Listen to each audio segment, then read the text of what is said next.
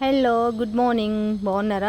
మీరందరూ బాగుండాలి, అందులో నేను ఉండాలి. మనకి ఈరోజు చక్కటి హెల్దీ అయిన ప్రోటీన్, కాల్షియం, ఫైబర్ ఎక్కువగా ఉన్న బ్రేక్ఫాస్ట్, కావలసినన్ని పోషకాలు బాడీకి అందుతాయి. టైము మార్నింగ్ 6 అయింది, పూజ అంతా అయిపోయింది. ఇంక ఇప్పుడు ఏం పని లేదు, ఒక 2 గంటలు పడుకొని వచ్చి బ్రేక్ఫాస్ట్ చేస్తాను.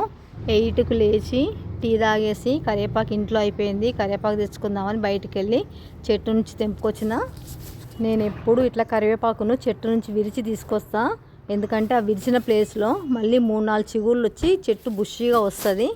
మనము బ్రేక్ఫాస్ట్ చేసుకోవడానికి ఫ్రిడ్జ్లోంచి సొరకాయ, స్వీట్ కార్న్ తీసిన. ఇంత పెద్ద సొరకాయ ముక్క అవసరం లేదు మనకు, అందులో హాఫ్ కట్ చేసి మిగతా మళ్ళీ ఫ్రిడ్జ్లోనే పెట్టేస్తా. స్వీట్ కార్న్, ఆనియన్స్ కూడా ప్లేట్లో పెట్టేసిన. పచ్చిమిరపకాయలు తీసుకోవడం మర్చిపోయినా, పచ్చిమిరపకాయలు తీసుకొచ్చిన. మళ్ళీ స్వీట్ కార్న్ గింజలు ఒలిచి సొరకాయ తురిమి మిగిలినవన్నీ సన్నగా ఈ విధంగా కట్ చేసుకోవాలి.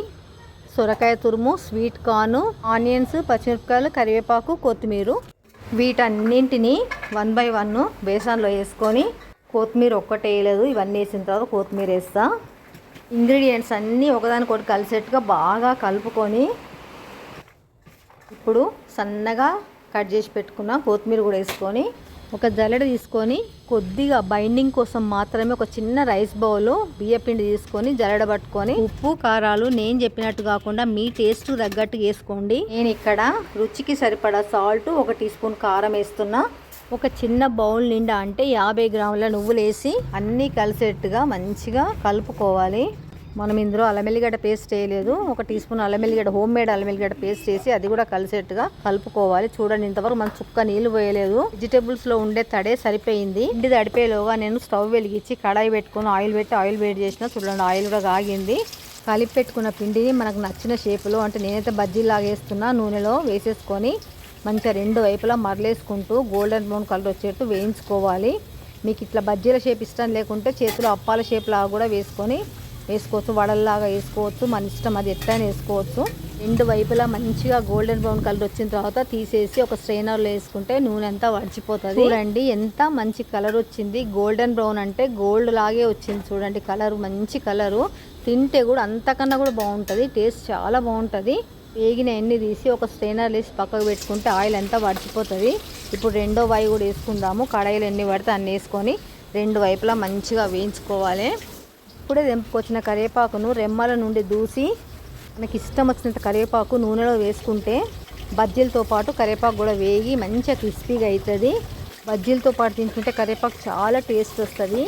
ఫ్రిడ్జ్లో నుండి పచ్చిమిరపకాయలు తీసుకొని వాటికి మధ్యలో ఘాట్లు పెట్టి, ఆ ఘాట్లలో కొద్దిగా ఉప్పు పెట్టి నూనెలో వేసి వేయించితే అవి కూడా చాలా టేస్ట్ ఉంటాయి బజ్జీలతో పాటు తింటుంటే. ఈ విధంగా నూనెలో వేయించే ఐటమ్స్కి హైలైట్ కరివేపాకు, పచ్చిమిరపకాయలే.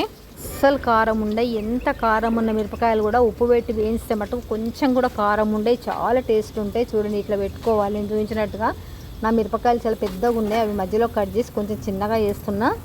ఈ కట్ చేసిన పచ్చిమిరపకాయలను బజ్జీలు సగం వేగిన తర్వాత బజ్జీలతో పాటు నూనెలో వేసి మంచిగా వేయించుకుంటే బాగా క్రిస్పీగా అయితే అస్సలు కారం ఉండే చాలా టేస్ట్ ఉంటాయి. చూడండి, మంచి ఇట్లా వేగినాయి, పైన కనిపిస్తున్నాయి కదా. చూడండి, అయిపోయినాయి. ఓవరాల్గా ఇన్ని అయినాయి, అన్ని ప్లేట్లో పెట్టేసిన. దీనిపైన చిటికెడు ఆమ్చూరు, చిటికెడు చాట్ మసాలా వేసుకుంటే టేస్ట్ ఇంకా ఎన్హాన్స్ అవుతుంది. పెరుగు చట్నీ, టమాటా సాసు, పుదీనా చట్నీ, అల్లం చట్నీ, ఈ 4 చట్నీలు పెట్టినా. నేను ఏది ఇష్టం ఉంటే ఆ చట్నీతో తినచ్చు అని. నాకైతే ఈ సృష్టిలో భగవంతుడు ఇచ్చిన అన్ని ఇష్టమే, నేను అన్ని చట్నీలతో తింటాను. ఫుడ్కి ఎప్పుడు వంకలు పెట్టాను నేను. అన్నపూర్ణ మాత అంటే చాలా ఇష్టం నాకు. అన్నపూర్ణ మాతకు దండం పెట్టుకొని ఫస్ట్ పెరుగు చట్నీతో తింటున్నా. మంచిగా క్రిస్పీగా, అసలు ఎంత క్రిస్పీగా ఉన్నాయంటే అంత బాగున్నాయి. తర్వాత టమాటా సాస్తో తింటున్నా. మంచిగా నువ్వుల ఫ్లేవరు, సొరకాయ ఫ్లేవరు, స్వీట్ కార్న్లోని తీపిదనంతో ఎంత బాగున్నాయంటే అంత బాగున్నాయి. ఇప్పుడు పుదీనా చట్నీ పెట్టుకుంటున్నా. అసలు ఎంత బాగున్నాయంటే చెప్పలేను. అసలు ఇది మీరు చేసుకొని తింటేనే మీకు తెలుస్తుంది. అల్లం చట్నీతో తింటున్నా. చూడండి, ఇప్పుడు లాస్ట్ ఇది అల్లం చట్నీ. పువ్వులు ఎక్కువ వేసుకున్నాం కదా, మంచిగా క్రిస్పీగా కరకరలాడుతున్నాయి. వాటర్ కూడా ఏం పోయలేదు కాబట్టి ఆయిల్ కూడా ఎక్కువ ఏం పట్టలేదు. చాలా టేస్టీగా ఉన్నాయి. నేనైతే నంబర్ 1 హెల్దీ బ్రేక్ఫాస్ట్ అని చెప్తాను దీన్ని. పచ్చిమిరపకాయల్లో కూడా ఉప్పు పెట్టి వేయించినందుకు కొంచెం కూడా కారం లేక ఎంత టేస్ట్గా ఉందంటే, కరివేపాకు కూడా క్రిస్పీగా అయ్యి మంచిగా ఉన్నాయి. కరివేపాకు తినని వాళ్ళు ఎవరైనా ఉంటే ఈ విధంగా వేయించిస్తే చాలా ఇష్టంగా తింటారు. చాలా అంటే చాలా బాగుందండి. అసలు ఎంత మాటల్లో చెప్పలేకపోతున్నా, మీరు చేసుకుంటేనే మీకు టేస్ట్ తెలుస్తుంది దీనిది.